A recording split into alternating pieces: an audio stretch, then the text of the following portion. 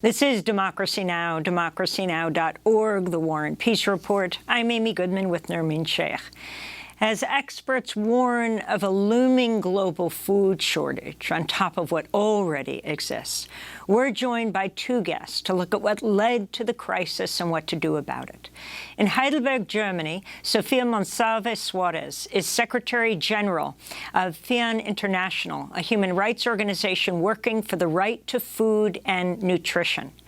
In Montpellier, France, Rachel Bezner Kerr is the coordinating lead author for the chapter on climate change impacts and adaptation of food systems for the IPCC, the Intergovernmental Panel on Climate Change, their report titled Impacts, Adaptation and Vulnerability that was published in February, also Professor of Global Development at Cornell University. We welcome you both to Democracy Now! Sofía Monsalve Suárez, let's begin with you. Some say the food crisis was triggered by the pandemic and made worse by the war in Ukraine. What do you think of how it started, so we can talk about how it can be dealt with? Yeah, thank you very much, Amy, for the invitation. First of all, I want to say that this is not a food shortage crisis. Not yet, not now. It may turn to it in a couple of months or next year, but not now. So the problem is access to food, that people don't have money to pay for food, that people are jobless. And as you know, we live in market economies, so we have to have money to have access to food. So this is not new. This is probably the fourth crisis in 15 years. So these very fragile industrial systems, food systems that we have in place are failing. They are extremely fragile to the climate crisis, to the economic shocks, to conflict, and this is the problem. So therefore, this crisis has been long in the make. It is due to the dismantling of public and communal institutions taking care of providing food, skipping support to peasant farming, to decentralized systems. So we put all our eggs into this corporate food system where countries have to rely on long food supply chains, on global trade. And when we see disruptions, COVID was one example, then people in a very vulnerable situation, like, for instance, in Somalia, are in a total mess because they rely on imports. So this is one thing. And then the other thing is the financialization of food systems. There is a lot of speculation. Already in 2007, there is a speculation on food, on staples. Financial investors are running now on cereals again, on land. And this is a very important factor also in the current crisis. Sofía, you co-authored an article in The Guardian earlier this month, headlined, quote, Ukraine helps feed the world, but its farmers, seeds and future are in danger. In the piece, you point out that in addition to farms and fields in Ukraine being destroyed by Russian forces, Ukraine's national seed bank has been partly destroyed. Could you talk about the importance of seed banks and why they're so important, and the fact, which you also raise, that 4 companies control 60% of the global seed market? Yes, unfortunately, the war in the Ukraine, in this war, Russia has been destroying agricultural structure. As you know, according to international humanitarian law, this is forbidden. It is forbidden to destroy this very important infrastructure, and of course, seed banks are part of this agricultural infrastructure. Now, what we see in Ukraine is actually that peasant farming, which has been completely neglected for years by the government in Ukraine, because it was totally focused on the agribusiness sector for export, is the one which is currently helping to feeding the population in Ukraine, because it is resilient even in times of war. So what it is very important is to keep these peasant seed systems in place in the fields. Seed banks are important. but it is even more important to protect peasant seed systems because they are resilient. They are able to adapt to climate change much quicker as in time as, let's say, varieties developed in labs. So therefore, I think that the important thing that we discovered when looking at the example in Ukraine is how resilient peasant farming is, even in times of war and even despite discrimination and total neglect by the government over years. And I'd like to bring in Rachel Bezner-Kerr. You were the lead author on the climate aspects, the food aspects of the latest IPCC report, the climate report. Could you speak about the impact of the climate crisis on food production and access? Certainly, and just to clarify, I was one of the coordinating lead authors. It was a team of scientists that worked on that chapter. And that's important because there's many different dimensions to the climate crisis. What our assessment showed and emphasized is the way the increasing number of extreme events can lead to acute food insecurity experiences, as we're seeing in places like Somalia and Ethiopia. And they often interact with non-climactic factors to really lead to these acute food crisis situations. So conflict is a very common non-climactic factor that's really leading to these acute food crises. But I also want to agree with Sofía in terms of the points she's raised. We highlighted in the report the vulnerability of smallholder producers to climactic events, in part because they depend on rain-fed agriculture for their livelihoods as well as for food production. And they also play a really important role in providing these diverse food sources to communities and to the globe. And they're often neglected from a policy perspective.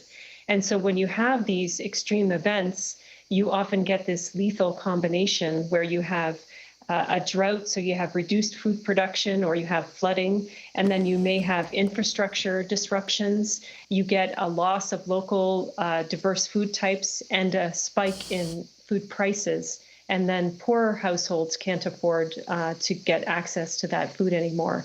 And this lethal combination, combined with something like conflict, can really lead to acute food insecurity experiences. And what we documented in the report is increasing scientific evidence of the increased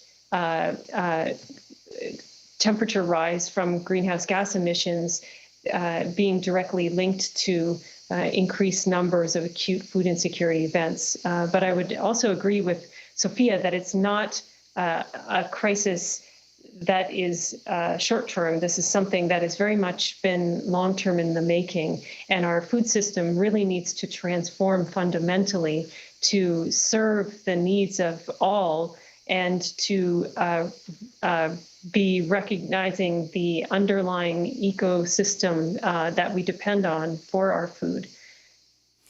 You've said, Rachel. I could talk about that some more. Go ahead. Well, Rachel Bezner-Kerr, you've said that poor nations in Africa and other regions of the world have become increasingly dependent on food imports. Why is that? And particularly looking at the Horn of Africa, at Ethiopia, at Kenya, at Somalia. Oxfam and Save the Children just did a report saying a child is dying every 48 seconds in just those three countries. Well, the reliance on food imports has been a long-term structural process that was really brought about starting in the 1980s under structural adjustment programs throughout Africa, where countries that were indebted were obliged to carry out programs that reduced their own food production, and they became increasingly reliant on food imports. So that it's been a long-term process, and much of what Sofía raised in terms of some of the structural problems with our food system has led to the current circumstance in the Horn of Africa. Of course, in the Horn of Africa, you also have this combination of conflict and drought in the current moment that has really led to this acute food security crisis. Rachel, you've also pointed out that the current food production system is heavily reliant on fossil fuels. So could you talk about the impact of that on the climate crisis and how the climate crisis also impacts food production that's reliant on fossil fuels? Yes, so this is one of the bitter ironies of our current industrial food production system. It's deeply reliant on fossil fuels, so it's a major contributor to greenhouse gas emissions, which also makes it vulnerable to to shocks and really creating vulnerability through the way it produces food. Fertilizer requires a lot of fossil fuel to produce. It also has to have fossil fuels to distribute and to apply. And there are many other components of the way we produce food using this industrial model that leads to considerable greenhouse gas emissions. So in order to have a long-term reduction in the number of crises, we really need to transform our system to not be reliant on fossil fuels. And in our report, we highlight ecosystem-based approaches such as agroecology that rely on ecological processes and reduce this reliance on fossil fuel-based inputs as really the way forward if we're going to have a food system that is stable, resilient, and that is supporting our ecosystem that we depend on.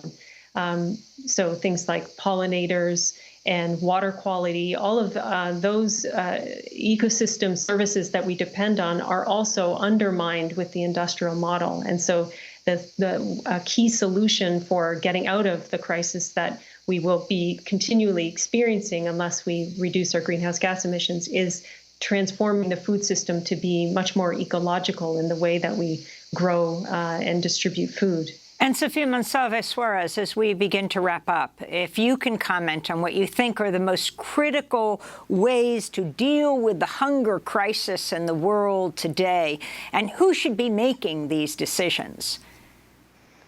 Yes, I think we have to move away finally from this world food security strategy based on global trade and based on an industrial food system. It's just simply not working, and it's putting us at an enormous peril of all these famines that we are facing. So therefore, we need to transform the food systems, the industrial food systems, as Rachel is saying, to transition out of fossil fuel-based food systems towards agroecology and food sovereignty. So food sovereignty is about strengthening democracy, strengthening the groups and actors suffering most from hunger and malnutrition. But who is asking them what they need?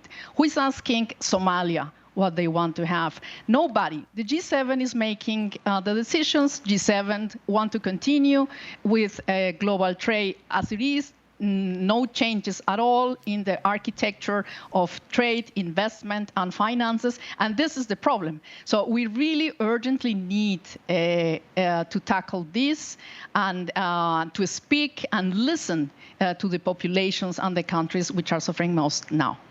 Well, Sofía Monsalve Suárez, we thank you so much for being with us, Secretary General of FIAN International, and Rachel Bezner Kerr, Professor of Global Development at Cornell University, one of the coordinating authors of a chapter in the major IPCC Climate Change Report.